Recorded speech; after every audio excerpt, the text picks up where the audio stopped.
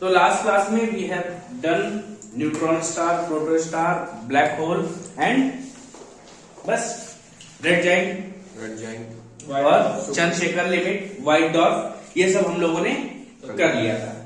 इसके बाद मैंने आपको बताया था सुपरनोवा एक्सप्लोजन के बाद we have got our solar system या गैलेक्सीज बोलते हैं। तो जिस गैलेक्सी में हमारा सोलर सिस्टम है उस गैलेक्सी का नाम क्या है? Milky Way galaxy. तो हम लोग आज पढ़ना क्या हमको? Solar system. तो our solar system is in किस गैलेक्सी में है? Milky Way galaxy. नाम क्या है? Milky Way galaxy. अच्छा, after Milky Way galaxy which galaxy is nearest to us? क्या नाम था? प्रोक्सिमा सेंचुरी, जो तो स्टार है, Andromeda. Andromeda is the galaxy nearest to us. Okay भाई, मिल्की वे तो हमारी खुद की गैलेक्सी अपनी है। इसके बाद जो दूसरी गैलेक्सी हमारे जो सबसे क्लोज है वो है एंड्रोमेडा। ये बात समझ में आ गई?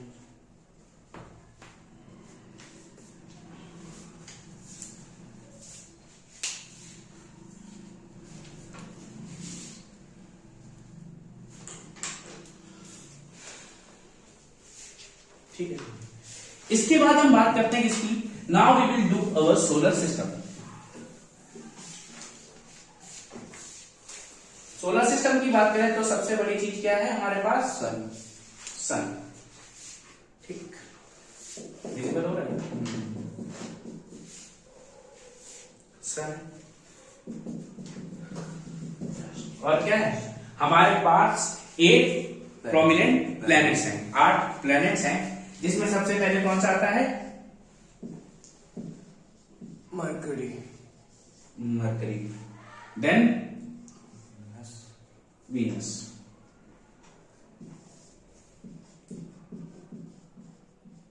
देन अर्थ,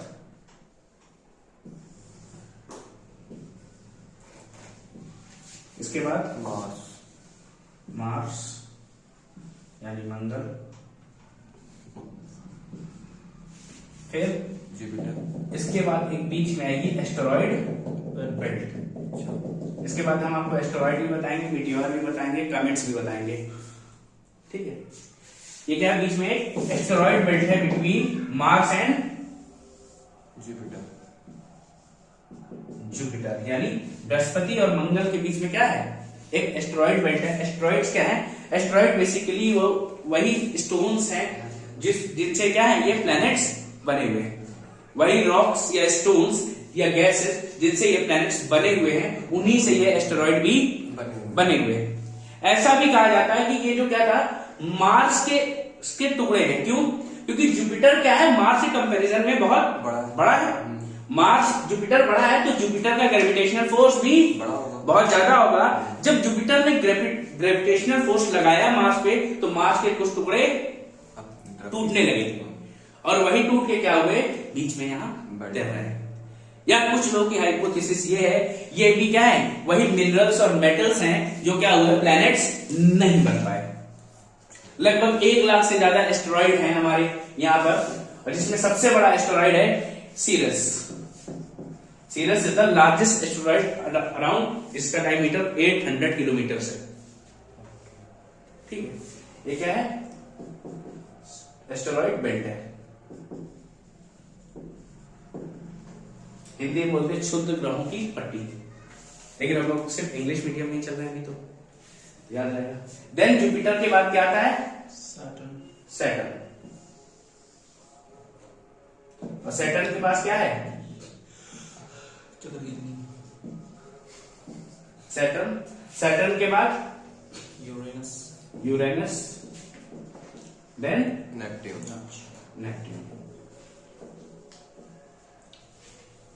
ओके, कितने प्लैनेट्स हैं आपके पास? 8 प्लैनेट्स हैं। अच्छा, कोई भी हेवनली बॉडीज उसको प्लैनेट कहा जाएगा किस शर्त पे कहा जाएगा? उसके लिए क्या है, इंटरनेशनल एस्ट्रोनॉमिकल यूनियन ने एक क्राइटेरिया डिसाइड कर रखा है। इसमें क्या बताया उन्होंने, किसी भी बॉडी को प्लेनेट कब कहा जाएगा, पहली बात तो उसकी क्या होनी चाहिए, it has its own orbit, जिसमें वो क्या कर रहा हो, उसकी अपनी खुद की ऑर्बिट होनी चाहिए, जिसमें वो सन के चारों तरफ चक्कर लगाएगा। ऑर्बिट यानी उसका पाथ हो। फिर क्या, उसका खुद का इतना मास होना चाहिए कि लगभग वो एक राउंड शेप बना रहा हो।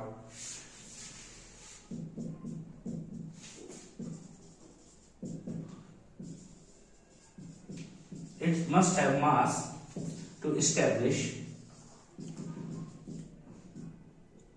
hydrostatic equilibrium.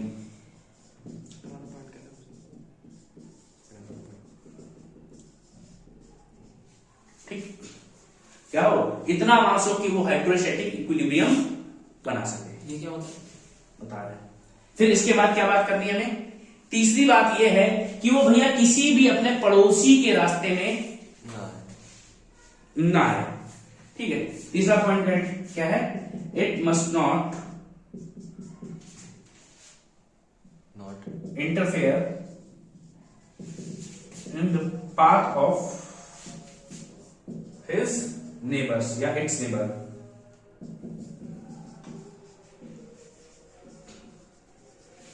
क्या बताएगा, नॉट, वो क्या करे, अपने पड़ोसियों के आने जाने वाले रास्ते पे उंगली ना करे। तो ये 3 कंडीशंस बनाई गई, और जिसमें ये तीसरी कंडीशंस की वजह से क्या हुआ, एक प्लूटो नाम का अपने पास प्लेनेट था, याद है। तो जो पहली 2 कंडीशंस फॉलो करता है और तीसरी फॉलो ना करे, अगर कोई प्लेनेट पहली 2 कंडीशंस फॉलो करे और तीसरी ना करे तो उसे हम कहते हैं ड्वार्फ प्लेनेट। क्या बोलते हैं, dwarf planet. The planet which only क्या कर रहा है, follows only above 2 conditions is said to be dwarf planet. According to this, in 2006 Pluto was removed as complete planet. इसको क्या बना दिया गया है, अब डॉर्फ प्लैनेट बना दिया गया है। अगस्त 2006 से प्लूटो को एक डॉर्फ प्लैनेट बना दिया गया। तो क्या क्या कंडीशंस हो गई किसी भी बॉडी को एक प्लैनेट होने के लिए, पहला क्या होना चाहिए, उसका ओन ऑर्बिट होना चाहिए, उसका खुद का ऑर्बिट होना चाहिए, फिर उसका खुद का इतना मास हो कि एक हाइड्रोस्टैटिक इक्विलिब्रियम एस्टेब्लिश कर सके। तीसरी बात क्या है, उसका क्या हो, किसी दूसरे के पाथ में इंटरफेयर ना करे। प्लूटो क्या करता था, घूमते घूमते कभी कभी प्लूटो क्या कर रहा था, हमारे सिर्फ ऊपर की 2 कंडीशंस फॉलो कर रहा था कि उसकी खुद को ऑर्बिट थी, कोई दिक्कत नहीं थी, ठीक है, उसके अपना मास भी था, हाइड्रोस्टैटिक इक्विलिब्रियम भी बना रहा था, लेकिन वो क्या करता था, हमेशा दूसरे ग्रहों में घुस जाता था, दूसरे ग्रहों के रास्ते में इंटरफेयर करता था। इसकी वजह से क्या हुआ, it was removed from planet and declared a dwarf planet. Now you can note it down. ठीक है,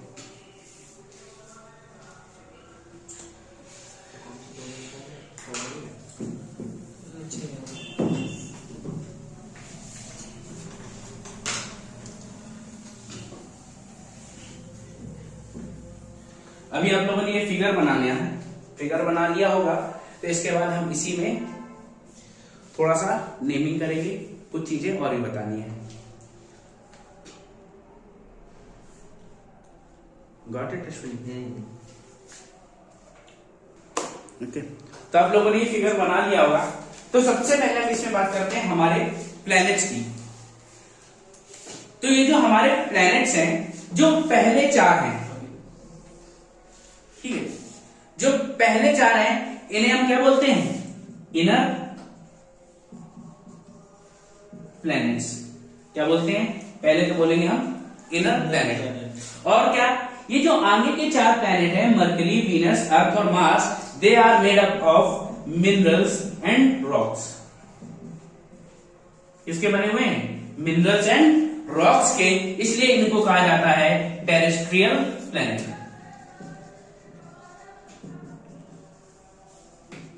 ठीक है, they are called as terrestrial planet.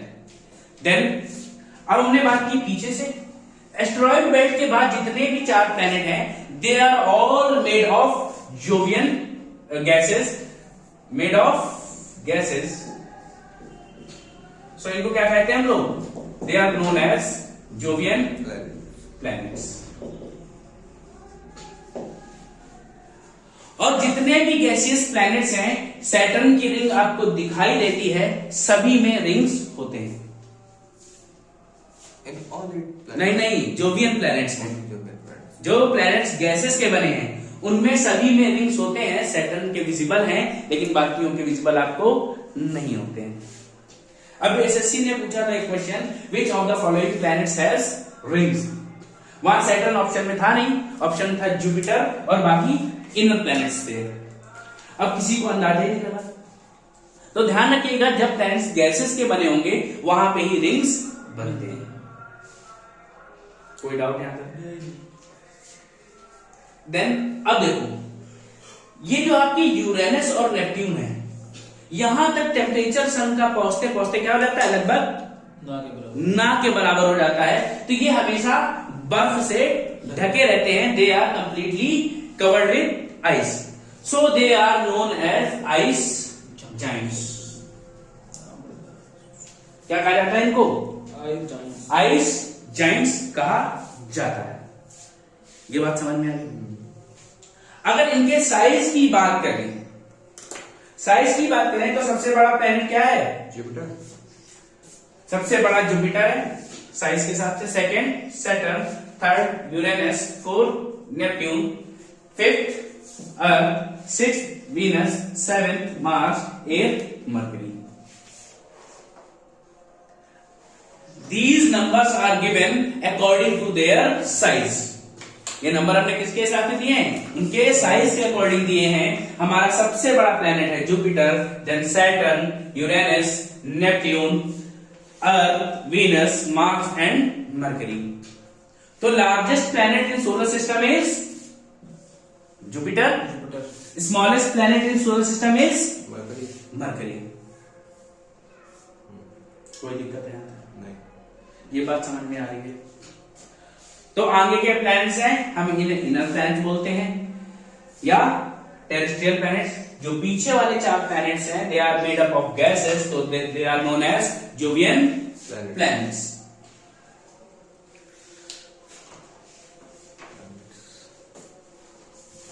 ठीक है। Now the movement of planets.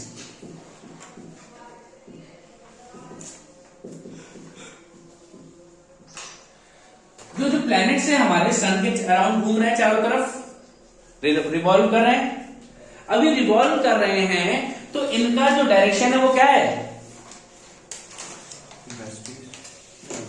Planets चारों तरफ घूमते हैं सन के, तो इनका जो डायरेक्शन है क्या है? East to west, west to east, north south, क्या है? West to east. जनरली सभी का जो है वो क्या है? West to east. यानी ये कैसे हैं? Anticlockwise. ये बात समझ में आ रही? ये कैसे हैं? एंटी क्लॉकवाइज है। लेकिन याद रखना, ये जो आपके 2 प्लैनेट एक दिखाई दे रहे हैं, those have nus in their name. The planets who have nus in their names, one is Venus, second is Uranus. They moves east to west, Venus and Uranus moves east to west। ये क्या? ये पूर्व से पश्चिम की ओर जाते हैं, that is clockwise.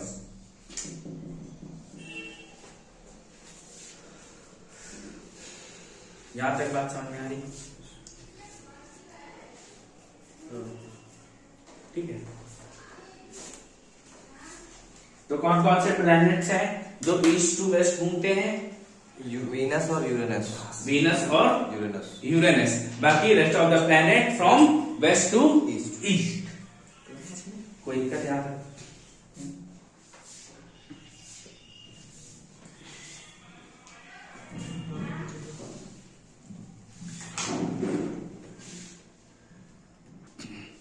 अभी हमें क्या करना है?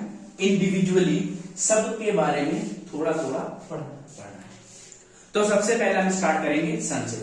इस फिगर से अगर किसी को नोट करना कुछ कर ले, ठीक है? स्क्रीनशॉट ले लो, नहीं तो कोई बात नहीं, बांगे भरोसे स्क्रीनशॉट ही लो।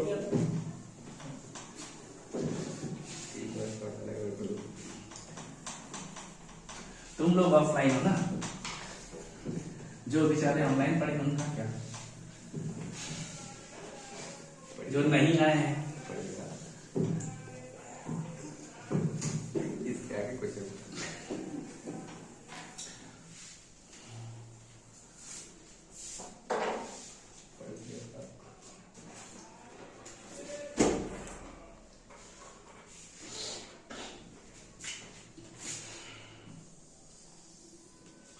सबसे पहले हम बात करते हैं इसकी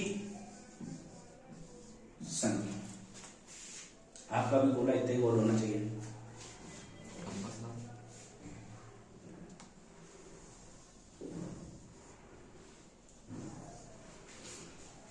ठीक ठीक है, तो हम लोग सन की बात कर रहे थे। सन में जो इनर पार्ट है उसको हमने क्या नाम लिया है? Core. It is named as core, inner core. और इनर कोर का टेम्परेचर ऑलमोस्ट कितना है? 15 billion degree Celsius, 15 billion degree Celsius है।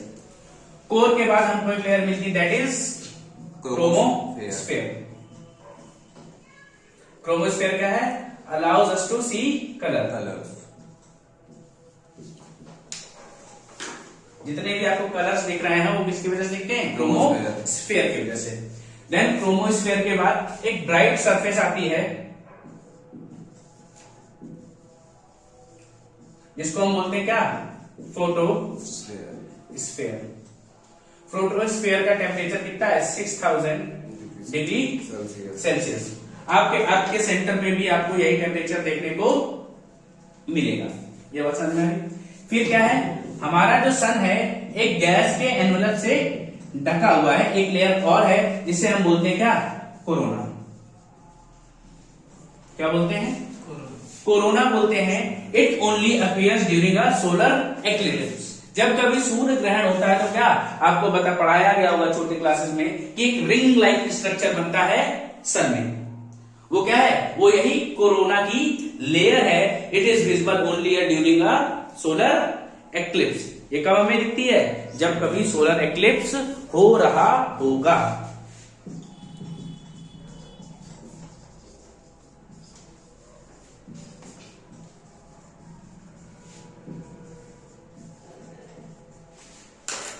Visible only during solar eclipse. अब हमने सन की बात की, तो सन हमारा बना कैसे है हमें ये भी तो जानना है। तो सन क्या है? Sun is made up of gases hydrogen and helium. Mainly 2 gases की बात करते हैं क्योंकि इनका क्या है? रेशियो भी ज्यादा है। हाइड्रोजन हमारी लगभग 71% है, हीलियम 26.4% है, बाकी रेस्ट में अदर गैसेस आ जाएंगी। अब क्या होगा? हाइड्रोजन और हीलियम में फ्यूजन रिएक्शन होगी, बहुत तेज एनर्जी निकलेगी। मैंने आपको बताया था हाइड्रोजन में जब फ्यूजन रिएक्शन हो रही थी, हीलियम बना प्लस क्या बना था? Electromagnetic energy, that is light. वो क्या है हमारे लिए? लाइट है। उसी लाइट की वजह से ये सन चमक रहा है। कोई दिक्कत है? ठीक है, ये बात समझ में आ गई। ये आपने समझ कर लिया, इसको नोट कर लो।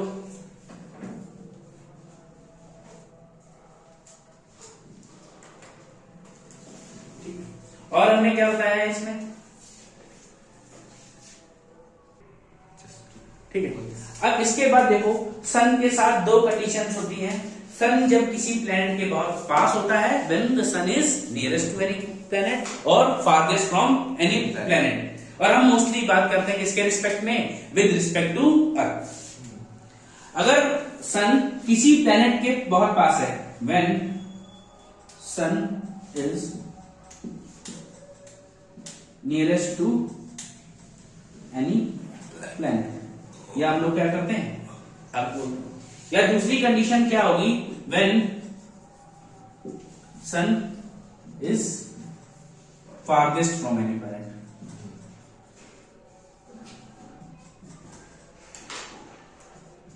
ठीक है, तो अच्छा ये बताओ, जब सन जो है हमारा अर्थ के सबसे कब क्लोज होता है और कब सबसे फार होता है?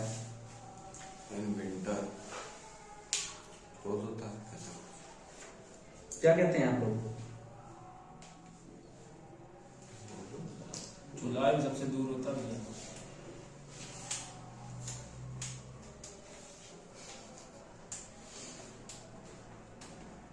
ठंड में पास होता है वो, हमको ऐसा लगता है पास में ठंड लगती है क्योंकि सीधी किरणें नहीं आ पाती हैं। इल्यूजन।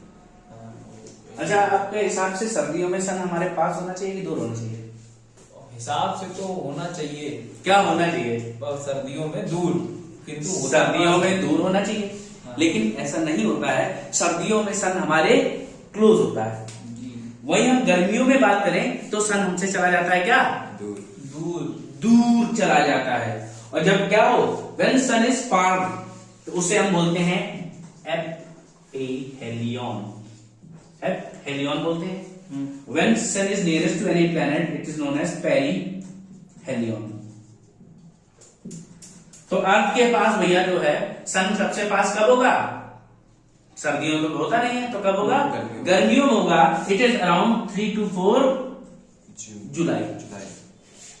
वहीं हम बात करते हैं फारदेस्ट प्लैनेट एपीएलएन, जब अर्थ से क्या होगा?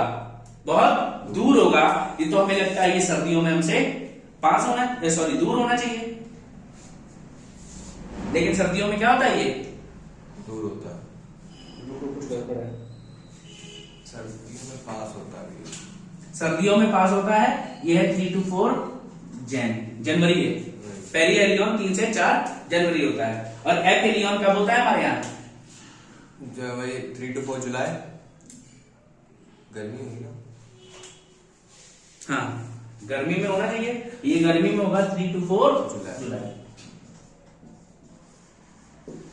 कोई दिक्कत नहीं, इसको भी नोट कर लो, एपहेलियन और पेरिहेलियन।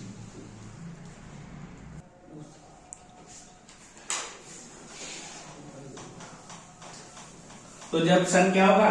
सन किसी प्लेनेट से दूर है तो एपहेलियन, किसी प्लेनेट के पास है तो पेरिहेलियन। अर्थ के रिस्पेक्ट में क्या है? दूर जुलाई में होता है, पास जनवरी में होता है। जनवरी में होता है। कोई दिक्कत? अब हमने सन की बात कर ली, सन के साथ हमें क्या पढ़ना है? और एक सोलर एक्लिप्स भी पढ़ना है। सोलर एक्लिप्स और ल्यूनर एक्लिप्स एक साथ ही कर लेंगे। मून के बारे में हम आपको बाद में बता देंगे।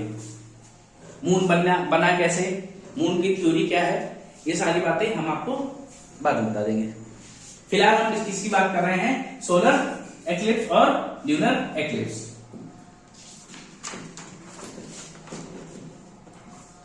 तो सोलर एक्लिप्स, एक्लिप्स क्या मतलब क्या होता है? What does eclipse means? Eclipse मतलब होता है किसी चीज का छुपना। आपको याद है मैंने पॉलिटी में आपको वो पढ़ाया है, डॉक्ट्रिन ऑफ एक्लिप्स। हाँ, डॉर्मेंट कर दिया जाता है उसको। आर्टिकल 13। हाँ, वैसे क्या वाकई उन आर्टिकल, उन चीजों को कुछ देर के लिए छुपा दिया गया है। हाँ। लेकिन जब हमको जरूरत होगी तो क्या होगा? थोड़ी देर बाद वो निकल आएंगे। ऐसे ही हमने यहाँ क्या सोलर एक्लिप्स की बात करते हैं। सोलर एक्लिप्स में क्या होगा? ये क्या है? सूरज, सन, बीच में चांद, मून, देन अर्थ।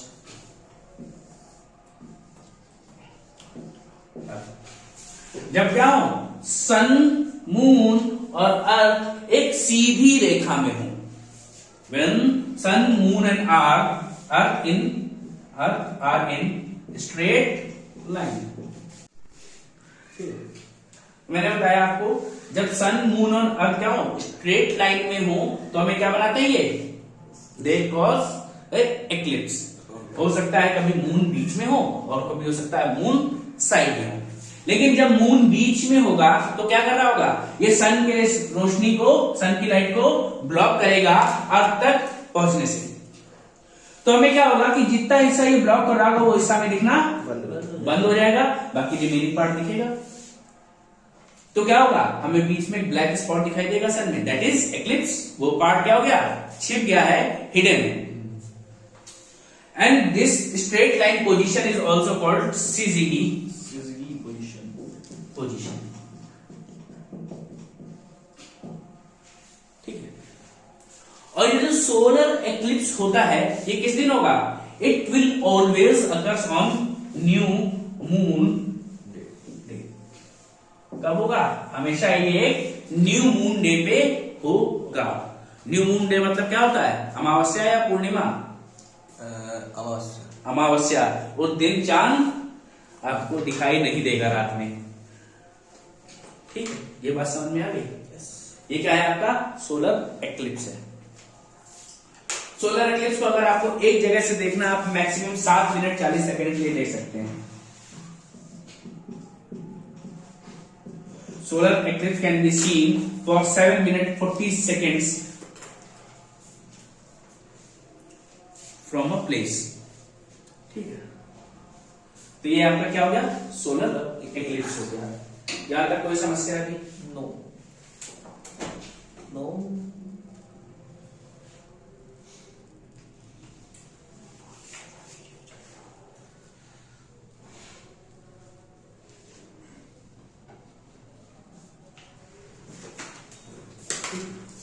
अब इसके बाद हमें बात करनी है किसकी? ल्यूनर एक्लिप्स की।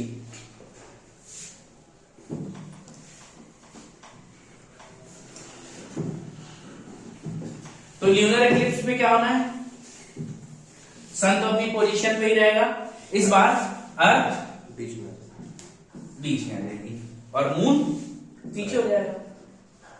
अब मून भैया जो है, मून भैया के पास अपनी खुद की लाइट है नहीं। जब सन इनमें लाइट डालता है तब ये चमकते हैं। ठीक है, प्रकाश डालना पड़ता है इनके ऊपर तब ये चमक रहा है। प्रकाश डालिए, प्रकाश पड़ा तब ये चमकना शुरू हुए। लेकिन अब मुसीबत क्या है? अर्थ आ गई मून के बीच में। अर्थ सन और मून के बीच में आ गई और मून का साइज अर्थ के कंपैरिजन में 1/4 है। 1/4 है तो अर्थ क्या करती? मून को पूरा का पूरा छुपा लेती है, शेडो में आ जाती है। अगर मान लो सपोज दैट आपके सामने खली खड़ा हो जाए तो आप दिखाई देंगे पीछे से? कोई भी खड़ा देखता रहे कि नहीं कोई। या स्कूल में लाइन में बच्चे खड़े किए जाते हैं, क्यों खड़े किए जाते हैं? छोटे से बड़े अपनी हाइट के अकॉर्डिंग खड़े होना। बड़ा वाला अगर आगे खड़ा हो पीछे कोई दिखेगा नहीं, पीछे वाला कुछ भी कर सकता है। तो ये क्या है? जब सन, अर्थ और मून एक स्ट्रेट लाइन में हो, या इसे भी हम लोग क्या बोलते हैं? सिजिकी पोजीशन ही बोलते हैं। जब ये तीनों बॉडी एक स्ट्रेट लाइन में हो, that is known as syzygy position. Sun, Earth and moon, it will cause क्या होगा? It will block the light reaching to moon. Earth क्या करती है? मून पे लाइट पहुंचने से रोक देगी and that is known as lunar eclipse. Lunar eclipse हमेशा किस दिन होगा? फुल मून डे पर। ठीक है, क्या होगा? फुल मून डे पर ही क्या होता है? ल्यूनर एक्लिप्स होता है। अब भैया हमारे यहाँ जो अमावस्या और पूर्णिमा होती है वो साल में कितने बार पड़ती है? घंटा मार देंगे अभी, हर महीने पड़ती है। तो 12 बार हो गई। 12 भाई ये मानते ना कि ये अर्थ है और अर्थ के चारों ओर क्या कर रहा है? मून घूम रहा है। तो 12 बार हो गई लगभग। 12 बार हो गई। 12 बार अमावस्या और पूर्णिमा पड़ती है। लेकिन क्या ग्रहण आपका पड़ता है हर बार? नहीं, हर बार जरूरी नहीं होता। हर बार जरूरी नहीं होता। ऐसा क्यों होता है? एक लाइन में तो आए, एक लाइन में आने चाहिए, पहली बात तो ये। एक लाइन में आने के साथ साथ जो अर्थ और मून है इनकी ऑर्बिट में 5 डिग्री का टिल्ट है। Yes yes yes yes. ठीक है, ड्यू टू टिल्ट ऑफ, लिख लो, due to tilt of 5 degree between the axis of Earth and moon,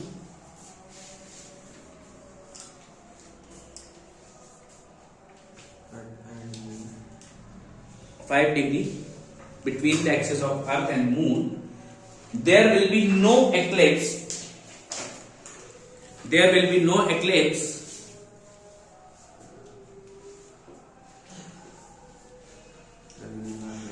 on every new moon day and full moon day.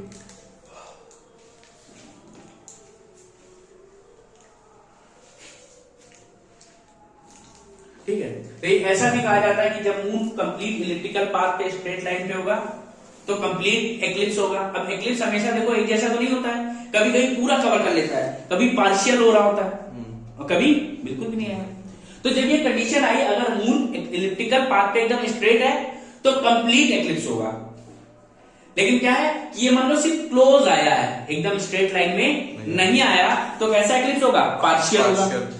और दूर रह गया तो कोई एक्लिप्स नहीं होगा। ये भी एक कारण है कि not every new moon day पे और फुल मून डे पे एक एक्लिप्स हो। कोई दिक्कत यहाँ पे नहीं। हो गया भैया, ठीक है। अगर आपको फुल ल्यूनार एक्लिप्स देखना है तो कितनी देर तक देख सकते हैं? Lunar eclipse can be seen for 1 hour 40 minutes at once. Lunar eclipse can be seen for 1 hour and 40 minutes. ठीक है।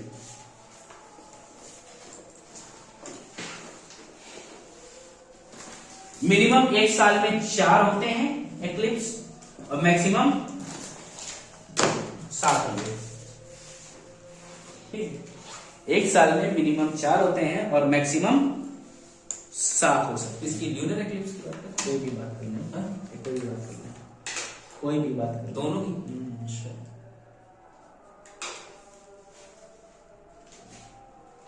ठीक है, तो ये क्लास आज आपकी यहीं पे हो गई है। इसके बाद हम आपको प्लैनेट्स के बारे में डिस्कशन करेंगे। ठीक है, कौन सा रेड प्लैनेट है, ट्विन सिस्टर है, रेड प्लैनेट होने का रीजन क्या है, हॉटेस्ट प्लैनेट क्या है, ब्लू प्लैनेट कौन सा है, ग्रीन प्लैनेट कौन सा है, इन सब की हमें बात करनी है। We will do in next class with our remaining part of solar system. Okay, and sun के बारे में हमें 2 चीजें और हमने नहीं देखी है। क्या?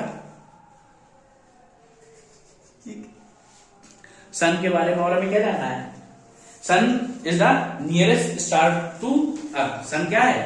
हमारी अर्थ के पास सबसे नियरेस्ट स्टार है। कोई दिक्कत नहीं है इसमें, लेकिन